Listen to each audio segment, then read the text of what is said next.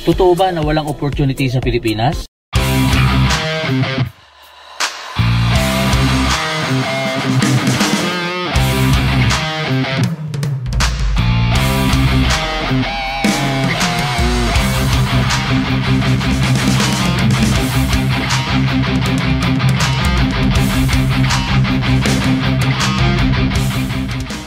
Dahilan bakit maraming mga Pilipino ay mahirap, lalong-lalo na kapag hindi ka nakapag-aral, lalong-lalo na kung mababa ang pinag-aralan mo, lalong-lalo na kung wala kang muka. Kasi di ba sa employment kadalasan hinahanap nila yung height, tapos with pleasing personality, at yung pinag-aralan mo.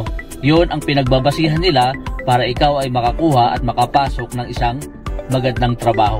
Paano na kung high school graduate ka lang? Paano na kung elementary school ka lang? At paano na kung wala kang pinag-aralan? Hindi magiging mailap ang opportunity para sa'yo. Kadalasan marami sa mga Pilipino, sinisisi nila ang gobyerno, ang barangay captain, ang mayor, or ang presidente dahilan daw bakit sila naghihirap at kawalan ng maraming oportunidad na magkaroon ng magandang trabaho dito sa Pilipinas. Well, sasabihin ko kapatid, totoo naman yun. Na mailap ang opportunity dito sa Pilipinas because sa sistema na meron tayo. Pero wala na tayong magagawa dahil ganun na ang meron na nangyayari dito sa Pilipinas. So kahit na sinong presidente o politiko ang umupo at manalo, ganun at ganun pa rin ang magiging sistema po natin. Ngayon, ang tanong, paano tayo makakuha ng magandang trabaho at magandang opportunity kung yun palagi ang nangyayari sa ating sistema, sa ating politika at sa Pilipinas? Yun din ang iniisip ko noon, na hindi ako makakaahon sa hirap, hindi ako makakaahon sa kung nasaan yung meron ako ngayon dahil hindi naman ako nakapag-aral ng mataas. So ngayon mahirapan ako kasi nga kadalasan ang basihan ng mga kumpanya, ang basihan ng tao para magkaroon ka ng magandang trabaho ay dapat nakapag-aral ka ng maganda. So paano na kung wala kang ganon? Maraming opportunity dito lang sa Pilipinas at pwede kang kumita, pwede kang yumaman kahit hindi mo kailangan mag-abroad. Or kung wala kang mataas na pinag-aralan, pwede kang kumita, pwede kang yumaman. Kaya po merong opportunity is because of the problem. Maalala nyo po nung pandemic.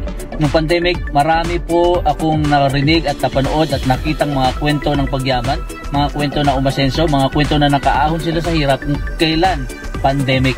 Yun din po yung eksaktong nangyari po sa akin. Hindi ko sinasabing sobrang yaman ko na at sobrang nasa taas na ako, pero masasabi kong malayo na po kesa sa dati.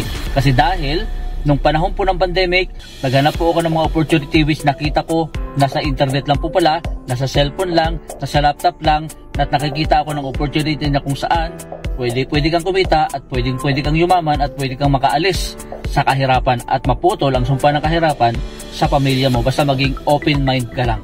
Guys, meron akong isi-share sa inyo na isang magandang kumpanya na kung saan na nakilala ko online, which ito ang nagbago sa buhay ko at sa pamilya ko. Ito po ang Live Good.